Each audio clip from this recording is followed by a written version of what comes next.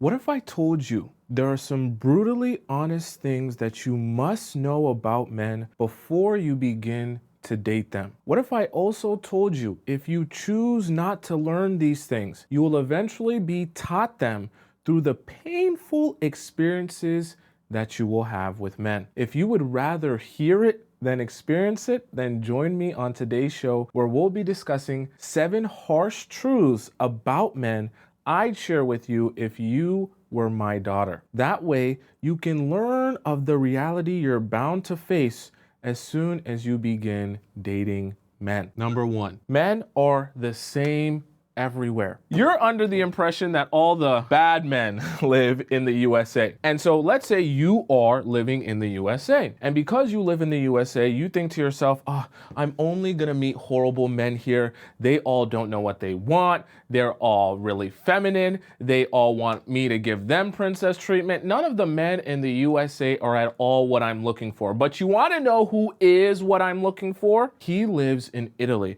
because I have this fantasy that when I take a trip to Italy, I'm gonna be staring at the Eiffel Tower. It's gonna be sparkling in my face. There's gonna be a slight breeze from the west. And then a man is gonna tap me on the shoulder. I'm gonna look back. He's gonna say, Madame, I just wanted to give you your perfume that you dropped back there. And I wanted to let you know that this scent is unlike any scent I've ever smelt in my entire life. And you say, oh my gosh, that's such a magical and kind thing of you to say. And then the two of you kiss in front of the moonlight while the Eiffel Tower is glowing and the stars are out at night. Here's the problem, right? Someone said that's France. Oh, that is in France, right? That Eiffel Tower is not in Italy, right? You get my point. See, when you begin to believe that, hey, all the good men or my fantasy is existing in Italy or France or wherever, now you start to say, okay, the man of my dreams is from there. Not where I'm from. He's from Italy. So when I go to Italy or I go to France, right, whichever one, I go to France, I go to Italy, and I meet a guy, I automatically begin to assume that guy is one of the good men because I met him in the place where I imagined all the good men to exist. But the problem is, and this is where I come in as your dad to let you know some hard truths about men, men are the same everywhere. Meaning, everywhere you go, there will be bad men. Everywhere you go, there will also be good men. Never be of the belief that just because a guy is from a different country, a different city, a different culture, a different ethnicity, that necessarily makes him a bad or a good man, okay?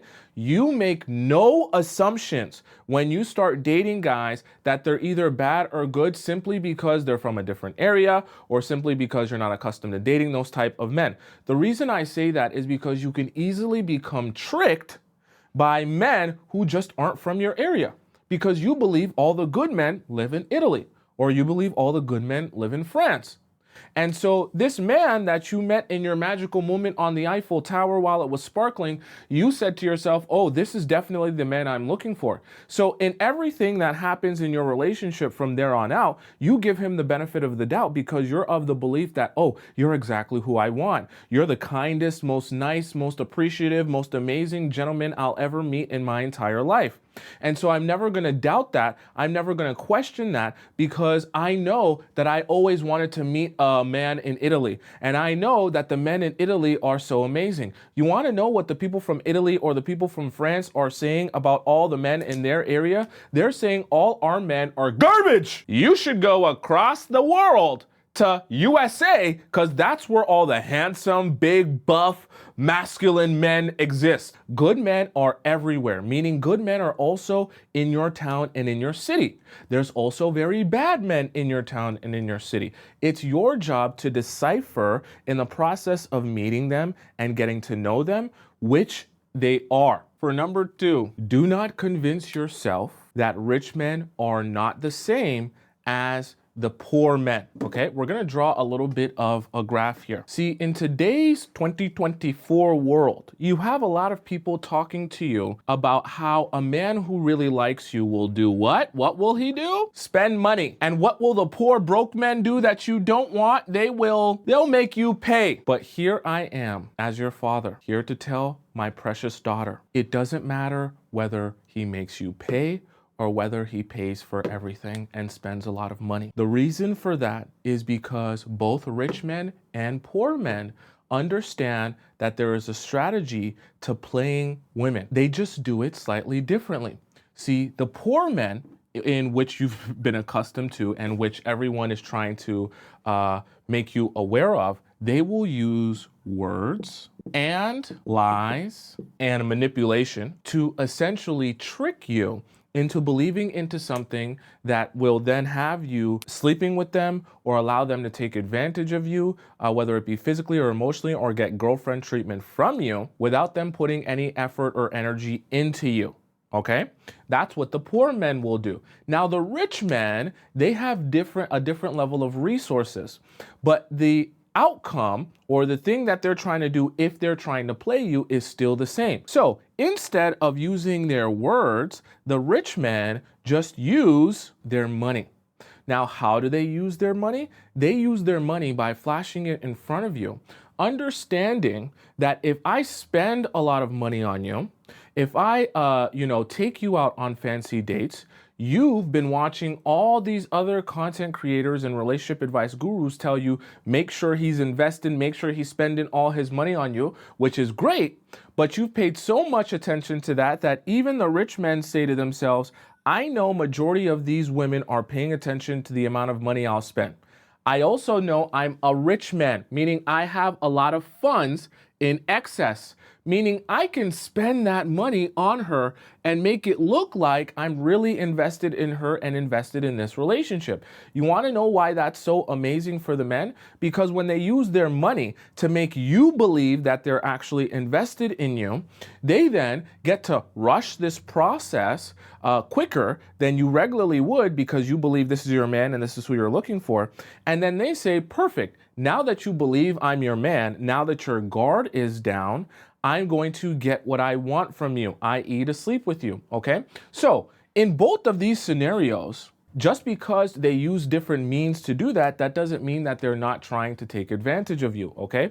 And I want you to recognize that because I don't want you to get fooled by dating rich men who will still play you. Okay, because them having excess funds just means that instead of making you pay for that first date, you want to know what they do instead? They pay for the entire date. They let you spend $300 on the meal. Then they say, hey, come back to my place. Let's drink a bottle of really expensive wine. You go back to his place. You get drunk off that expensive bottle of wine. He says, hey, come sleep on my really expensive bed. You come, you lay down on his really expensive bed. He smashes you with a nice, expensive, premium condom on, and then he sends you on your way in a nice Uber XL or Uber Black, all right?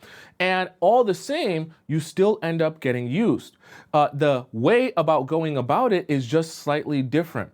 So I don't ever want you to think that financial investment, right, when a man will spend money on you equals emotional investment. Okay? Because what both of these men are trying to do when they take advantage of you is they're trying to avoid actually emotionally investing in you in this relationship while simultaneously getting from you the level of seriousness or investment that you would be giving to a man you are actually in a relationship with, okay? There's a little bit of a trick of devaluation that the men will give you when they meet you, okay? So we're gonna split this board here in two. So on the top here, we have short-term happiness, and on the bottom here, we're gonna have long-term happiness. Now, here's the thing about the way men will devalue you and encourage you to devalue yourself.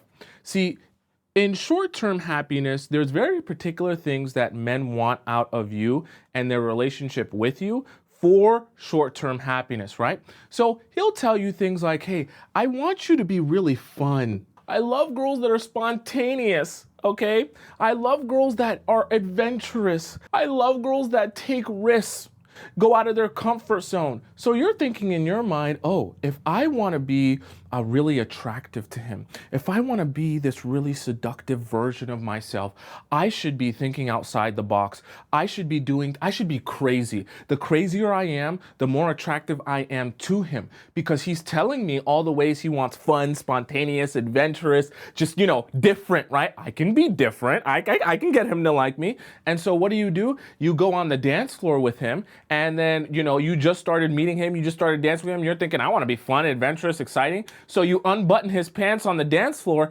and you're feeling his thingling while you're on the dance floor because you want to be fun, spontaneous, and exciting and adventurous, right? That's adventurous. He's hard on the dance floor, and you're feeling him up inside of his pants. That's fun, right? Spontaneous, super fun, okay? But here's the problem. This is short-term happiness. But the thing is, when you're dancing with him, he's like, oh, this is exactly what I was looking for. Oh, you crazy, girl. You crazy. You twerking up a storm.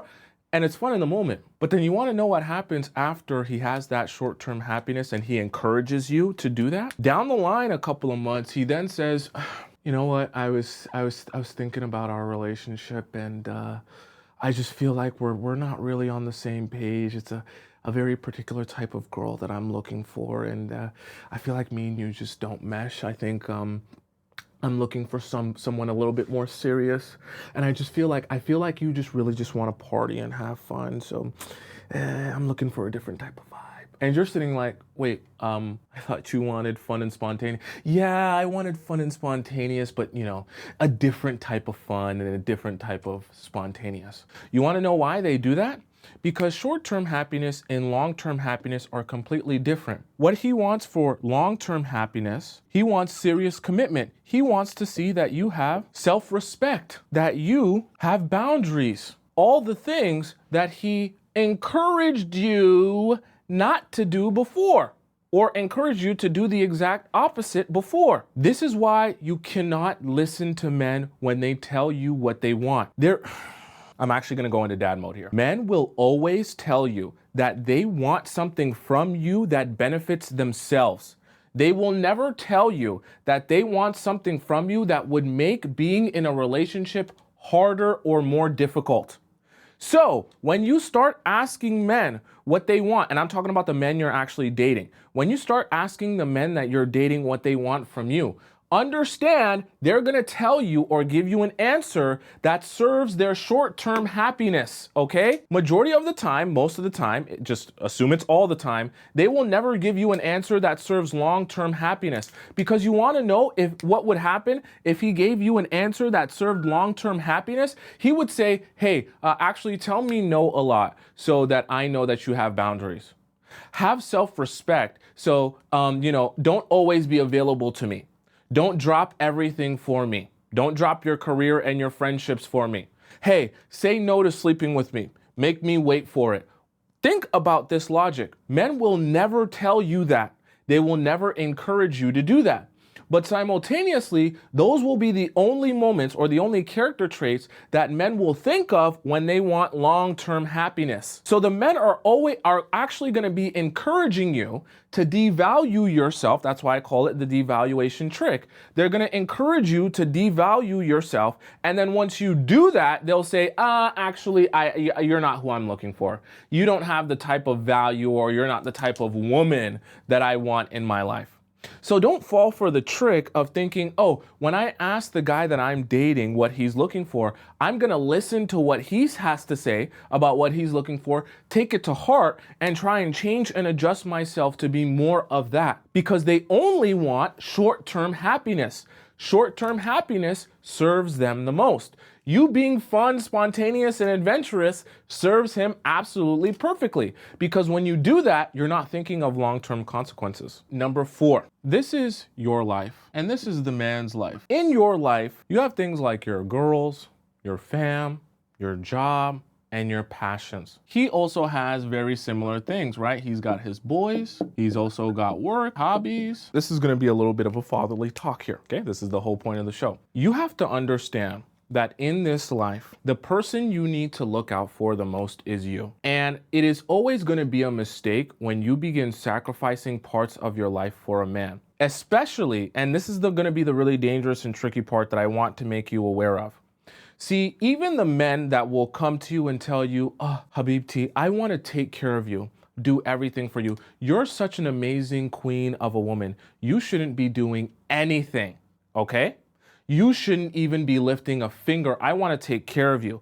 You need to stop going to school, stop studying, stop doing anything, stop working. You can't be working. You're working at a restaurant stop that immediately. You're my woman now. I take care of you. I pay for everything. I want to pay for your rent. I want to pay for your car note. I want to do everything for you, right? Sounds good in a dream, in a fantasy, in a Disney princess movie, but you're not in that. And here's the problem.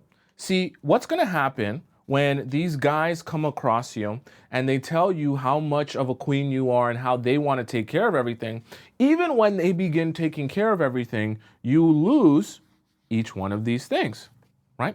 You lose your job, then you lose your passions, right? Then you kind of lose your fam because you're spending all your time with him, and you lose your girls, okay? So now your circle is empty and you've essentially transferred all of this over here to him. He's got all of this now and your circle is empty. But here's the problem. You have to understand, these men that tell you this, that you're dating, can quite literally, this is 2024, quite literally send you a text message and end the relationship. When this man is your boyfriend, that's how the kids are doing it, by the way, right? They're doing it over text. They don't even meet up to break up anymore. When he is your boyfriend, he owes you technically nothing. All he owes you is to tell you that he's breaking up with you when he wants to stop being your boyfriend. I'm not saying that to scare you. Well, I kind of am. We're having a father-daughter conversation here. But what I want you to understand is, do not let go of the things that are the most important to you in your life because you get a new boyfriend. That man can pick up the phone and send you a text message with a couple of words and end the entire relationship. But once you've given him your work, you've let go of your girls, you've let go of your family, you've let go of your job and your passions, now you have nothing. And remember, I always tell you, as your father, and I love you so much and I care about you, I tell you relationships are like war. Everyone's fighting for control. So now that you've given him everything in your life and you have nothing left for you, what do you think happens if one day he wakes up and he says, you know what? I was kind of feeling like our relationship would be much better if we had an open relationship. I was just, I was out and I was reading up on polyamory. And, I was really it was really starting to connect with me how we should be interconnected with everyone else in the world and the universe and the stars. And I just feel like I need to love on as many people as I possibly can.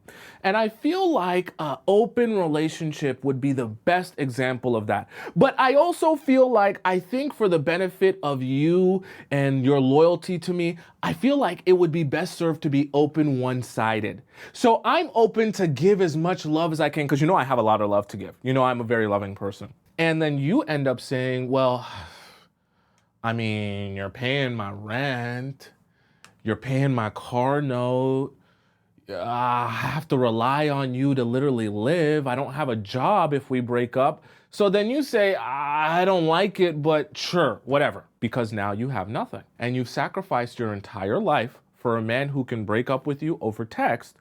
And now you're in between a rock and a hard place because you have no way to support yourself now, because you've allowed him to do all the supporting of you. It originally sounded amazing when he was gonna support you and do everything for you.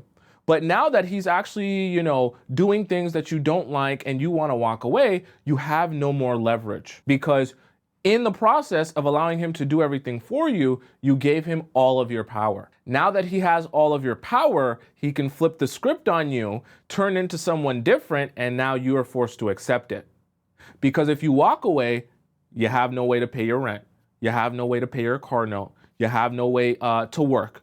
You have no job, no future, no friends, no nothing. Why? Because you believed a man when he first told you, hey, I want to take care of you and do everything for you. You should be a stay-at-home wife. He didn't give you stay-at-home wife ring, but he told you you should be a stay-at-home wife, so you should quit going to med school, quit getting your bachelor's degree, quit going to college. You can't work as a server. You can't be at that restaurant. I want you to be here with me all the time, and I want to take care of you 24/7. It sounded amazing, but he's just your boyfriend. As much as I know, these boys that you date, you're going to love them and you're going to think they're amazing. I want you to understand people change and things change.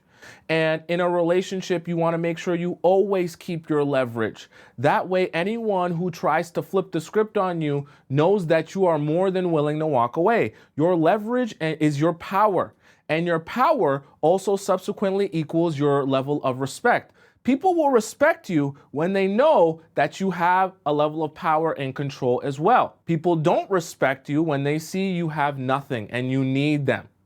That's when they begin to take advantage of you, even in your relationships, even with the men you think are so amazing and so awesome. You can never give away your leverage. You can never give away your power. Not saying that being a stay-at-home wife, there's anything wrong with that, but you should be a stay-at-home wife. I'm gonna give you a dose of reality here. Majority of the men in this world do not have direction. They don't know what they want, they don't know where they wanna go, and they don't know how to get there. That's just the reality of life. I have to tell you, you're my daughter, I love you, I care about you. After we get out of that reality, now I want you to realize there are men with direction that know what they want and how they're gonna get there. We want you to align yourself with those men. Only. The rest of those, large group of men who don't know what they want and don't know how to get there, leave them absolutely alone. Why? Because you are eventually not going to be, you're going to be my daughter always, but eventually you're going to grow up and be that man's wife. And in a regular heterosexual relationship, he is going to be the head of the household, right? He's going to be the leader. Not that you're not capable and intelligent and you not smart yourself as an individual, but he will be the head of your household. And he has to be able to lead not only you, but also your children as well that you're going to have with him. And even though you're still my daughter, I'm eventually going to give you away and you're going to have your own family and build your own family and your own tribe without me. If that man doesn't have direction or know what he wants, he will never be able to lead you and your children. That's very bad because I can't help you then. I can't help to come in and provide direction to your relationship and your immediate family. Even though I'm your dad and I love you, I have my own woman and my own family and my own things to tend to. And as you become an adult, you have to veer off and you have to trust that your man is capable of making good decisions. Because if your man is a man without direction and one day he says, oh, I don't really like to think too hard, I just like to, one day if I'm over here, I go to the left, and then maybe one day if I'm feeling it, I go to the right, and then another day, I might go over here, and then I might go up one day, and today I want to go to and now I want to go down, and I'm here one day, and here, and another day, and I'm here, and I'm here, and I'm here, and I'm here, and I'm here, and I'm here, and I'm here. All of a sudden, you're in a maze. And you want to know what happens when you're in a maze? You become very confused. You don't know where's in, you don't know where's out, you don't know how to get out, you don't know how to get to the center, and you don't know how to get to your destination. You're just wandering around in circles. Make sure when you begin dating men, X out all of the other stuff about feeling good and you just want to be in la la land and you and all the other stuff. Figure out first if that guy has direction in his life. If he doesn't, you'll be wasting all of your time. If he does, then you can start thinking about all the other stuff in a relationship and whether he's the one that you're looking for. If you meet men without direction, they will literally drive you around in circles until that car runs out of gas, in which case you will then step out and say, it was fun while we were driving around in circles. I'm going to go off somewhere else and do something else. You're going to sit in the car. You're going to wonder, what am I supposed to do now? I've wasted years of my life here. Direction is a man who knows what he wants out of life, where he wants to be, even if he's not there right now, and how he wants to get there. And then the fourth part of that is a man who actually takes action on those things that he wants out of life. Okay? And that can be anything.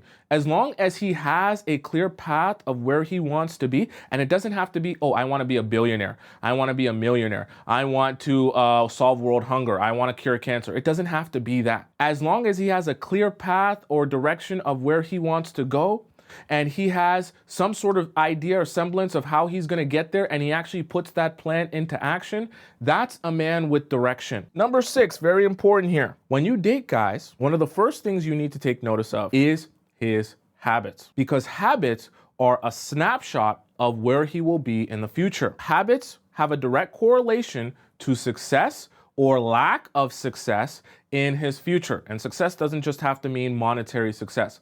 Success can just mean having a rich and abundant life. So I want to give you a little bit of an analogy so that you can better understand this. Say this is his room here. Let's say one day he decides to leave one dirty dish there. Let's say he slurps up some spaghetti, some macaroni and cheese, I don't know, some Kraft dinner. He makes some sort of concoction and he eats it halfway through and he leaves the rest of the plate there while he plays video games, okay? Now, leaving one plate in his room is not necessarily going to be the difference between life and death. Then on day 2, instead of washing that plate or taking it to the sink, he leaves it there and then he eats something else and then he leaves another dirty plate. On day number 3, once again, he slurps his spaghetti and he leaves his dirty plate while he eats or while he plays video games. And this goes on for multiple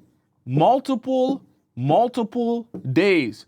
And all these plates continue to sit there and sit there and sit there for weeks until they all start sprouting mold. So now you got maggots over here, right? You got maggots all over the place. You got flies all over the place. You got, you start having rats, you start having mice, and this whole room turns into a pigsty that, the air isn't even breathable anymore because of how disgusting it is. Someone said roaches. Yeah, we can add the roaches here, okay? It only started with one plate, but the habit of leaving the plates in the room and never washing them over and over and over again is what accumulated over time to this whole room being basically unlivable. Are you following what I'm saying? It doesn't become unlivable in one night. It becomes unlivable when the habits pile up over the course of time.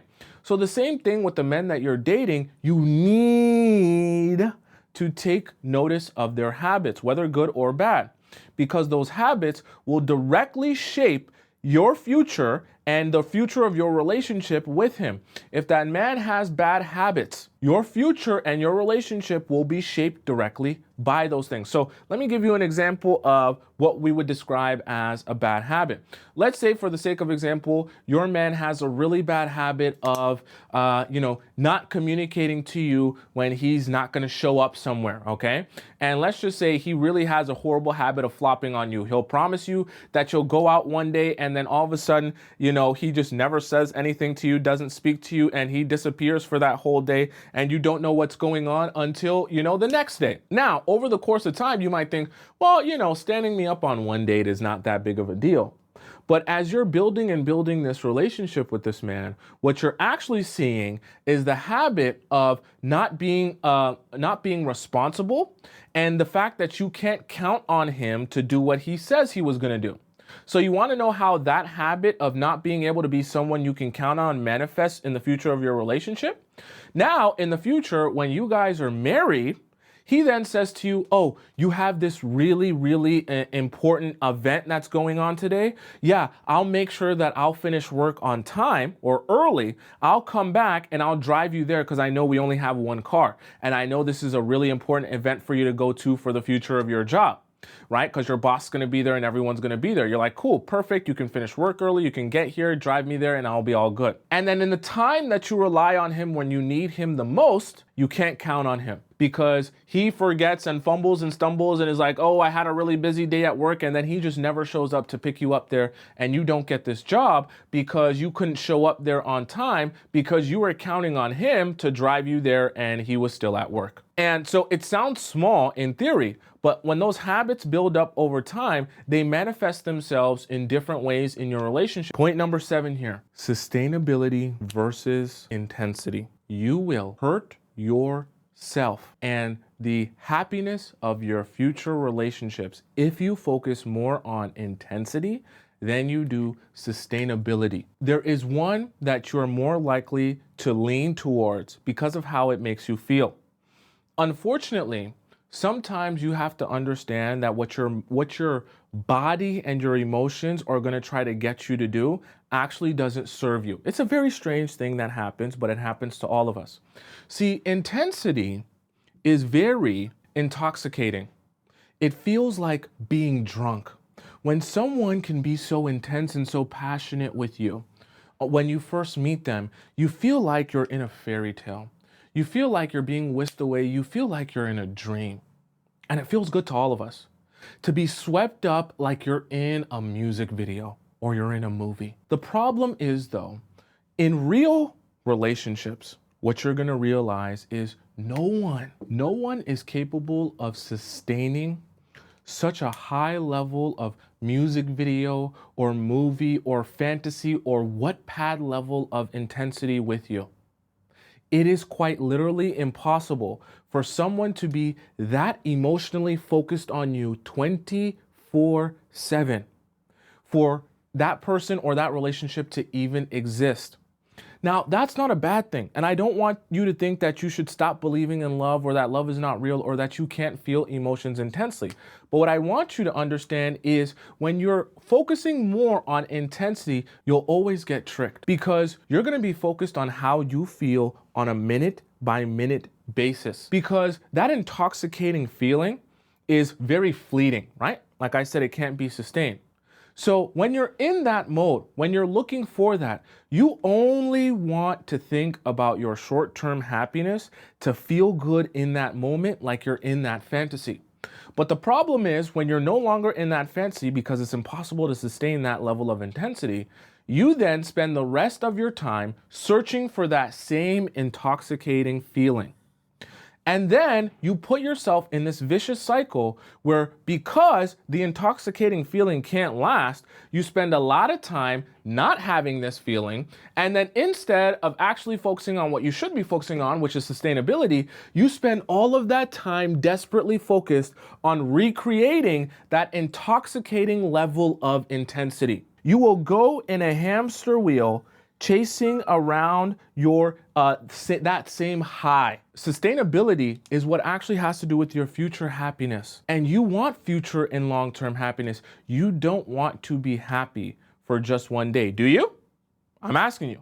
Do you want to be happy for one day of the year or do you want to be happy for 365 days of the year? Because sustainability is what actually you should be looking for if you want to feel safe in your relationship. So why do I say all of these things to be looking out for when you're dating men? Because when you're thinking about sustainability and you're analyzing the information being given to you on your dates, you'll be analyzing it from the perspective of how does what is going on right now either serve or do a disservice to the future of my relationship. Meaning, if I were to continue to see this same action, right, for the next couple of years or the next couple of decades, would I be happy or unhappy? And if I would be unhappy, right, with if I'm unhappy with the things that are going on right now, in future's time, will this thing be even worse? What is the outlook on this situation based on how it's going right now?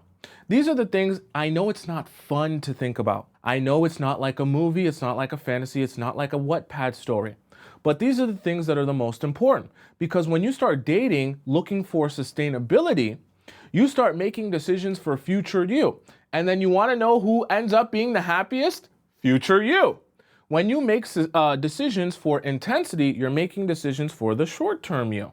But you want to know who ends up being the most unhappy and the most miserable? Future you, because future you looks back on the decisions that, short-term you made for intensity purposes and says, damn, I really wish I didn't make that decision or choose that guy.